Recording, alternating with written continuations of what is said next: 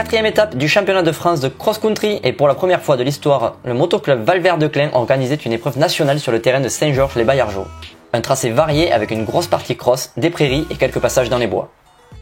Malgré l'absence des leaders du championnat, notamment Nicolas Deparoy, blessé dans la semaine, ainsi qu'Hugo Blanjou et David Abgral qui représentaient l'équipe de France sur les ISDE, le plateau s'annonçait plutôt homogène. Thierry Chevreau, promoteur du championnat, était ravi de faire escale sur ce nouveau site. La météo estivale de cette journée a motivé tous les bénévoles, comme en attestent ces quelques mots du président Charlie Auger avant le début de cette journée. L'essence d'ici, c'est-à-dire qu'il y a du motocross, des prairies. En fait, l'histoire, c'est 2 carrières pour l'histoire du site. Et du coup, il y a des grandes montées, des grandes descentes, un peu tout. On mélange tout et c'est ce qui fait en fait le charme et la beauté de cette épreuve. Ouais. J'espère que du coup, le France apporte de la vitesse et que les mecs envoient du lourd parce qu'il y a des gros stabs, des gros doubles. Et c'est le but que tout le monde se fasse plaisir sur la piste. On avait prévu l'arrosage, après bon, c'est difficile d'arroser 8 km parce que la piste fait 8 km. Il y a des bois, il y a des parties prairies difficilement accessibles, mais on a fait le maximum du coup pour tous les pilotes. Ouais. Ce sont les Kids qui ont ouvert le bal et dès la sprint test, le leader du championnat Valentin Merssin n'a pas dominé comme il l'espérait. C'est Paul Rebuffi qui réalisera le meilleur chrono au cumul des 2 tours devant Merssin et Enzo Vimont. Et en première manche, c'est le Normand Enzo Vimont qui réalise le all shot et mènera pendant plus d'un tour sous la pression des 2 leaders du championnat, plus rapide au chrono.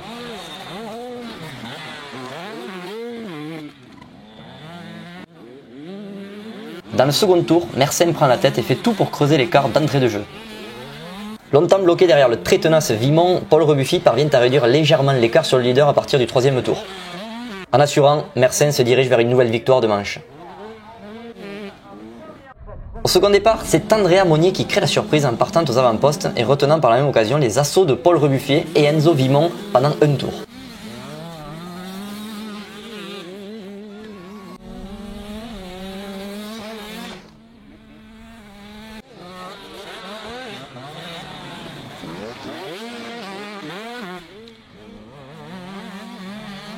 Agacé, Rebuffi décide de ne plus perdre de temps et met la machine en route pour remonter sur le leader. C'est dans une partie technique au milieu de gros sauts qu'il portera une attaque à 2 tours de la fin. Valentin Merssin, moins rapide, ne pourra rien faire et perd complètement le contact dans l'avant-dernier tour. Victoire donc de Paul Rebuffi dans cette deuxième manche qui remporte par la même occasion le général de la journée. En 85 cm3, victoire de Raphaël Roux et chez les moins de 13 ans en 85 aussi, c'est Matteo Baudin qui l'emporte avec une belle 7ème place au général. A noter que sa sœur, Luna Baudin, termine première féminine dans cette catégorie. Alors j'ai fait une plutôt bonne deuxième manche. Je suis parti moyen. J'ai de suite doublé les 3 premiers. Et ensuite j'ai doublé Valentin sur un petit double sur le terrain de cross qui sautait pas et que j'ai sauté. Et après j'ai essayé de conserver l'avance que j'avais et puis c'était nickel. J'ai tout donné cette manche et je suis satisfait de moi.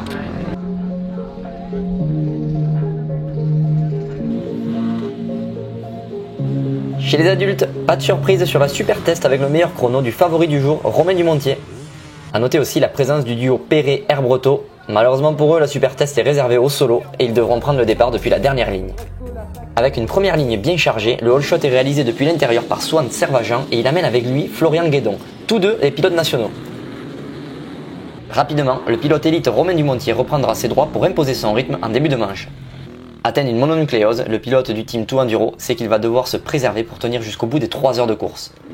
Derrière lui, Jean-Baptiste Brechtot, Thomas Zoldos, Alex Pichot et Florian Furtado s'observent sans jamais être en mesure de s'attaquer les uns les autres.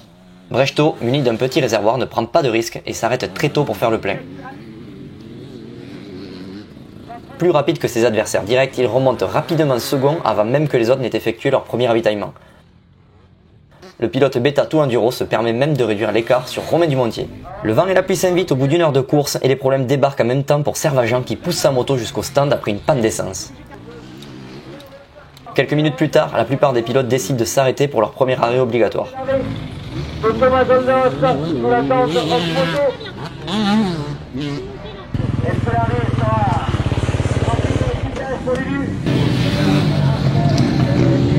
Allez, c'est bon les gars.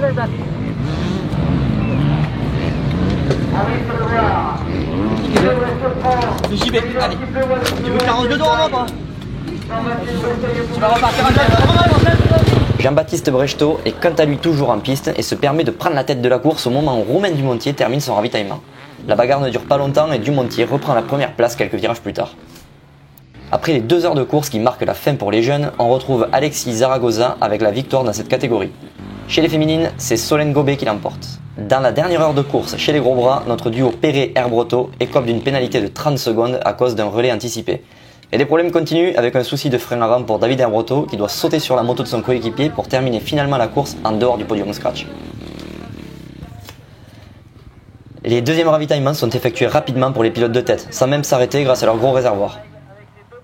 Plutôt hésitant avec un réservoir à faible contenance, Brechtot prend le risque de terminer la course sans stopper après avoir effectué seulement 2 arrêts. Thomas Zoldos essaye d'appliquer une pression supplémentaire en faisant tomber les chronos, mais Brechtot ne craquera pas pour filer vers la seconde place de cette journée.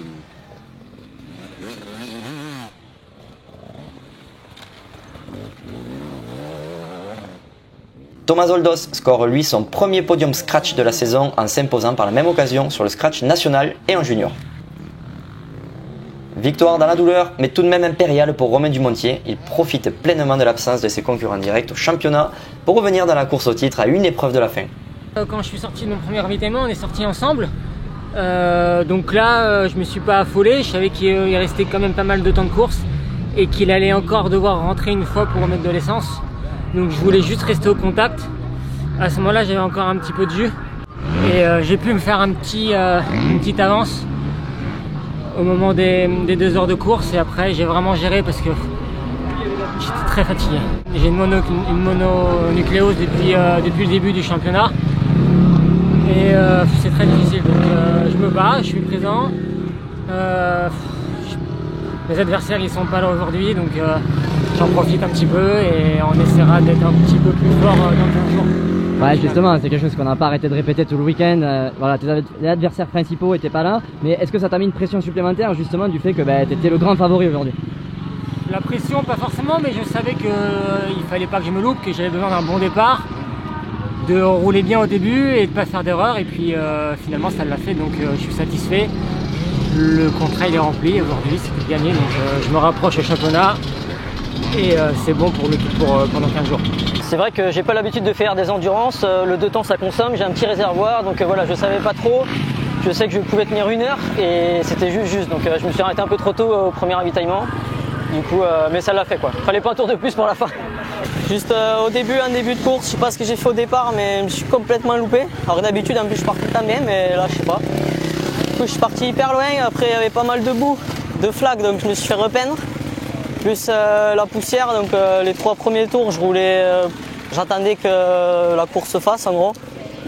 Mais le truc c'est que j'ai chopé un faux rythme, du coup après j'ai eu du mal à m'y remettre dedans. Et après je me suis arrêté au ravitaillement. Et là je sais pas, ça m'a fait un déclic, après j'ai repris un bon rythme. Mais du coup après j'ai tellement un bon rythme que je me suis un peu cramé. Et les 2 derniers tours c'était dur. Il fait cuit, il a fait très chaud, voilà, c'est la reprise avant les vacances, je connaissais pas, j'ai bien aimé, pourquoi pas venir toute l'année prochaine. Voilà, les mains m'ont joué des tours aussi, voilà, j'espère que ce sera bon pour le week-end prochain. T'étais à l'aise sur une piste typée cross comme celle-là? Ouais, je suis pas trop crosseux, mais là j'ai bien aimé, j'étais plutôt à l'aise, ouais. Après, sur la deuxième partie de course, là, à 2 heures, j'ai eu un gros coup de mou et je l'ai ressenti. 3e du scratch national, Anthony Aubéry s'impose en N1, talonné de près par le vainqueur N2, Swan Servajan. Après son excellent départ, Florian Guédon remporte la catégorie N3. Dans le top 5 en début de manche, Olivier Pain termine 10e chez les nationaux et gagne la catégorie vétéran, alors qu'Alexandre Roland gagne le super vétéran. Chez les espoirs, c'est Nathan Boulenc qui l'emporte avec une belle 6e place au classement scratch national. Merci à tous de nous avoir suivis, la saison touche à sa fin et nous nous retrouverons du côté de Cahors pour la finale du championnat dans 15 jours.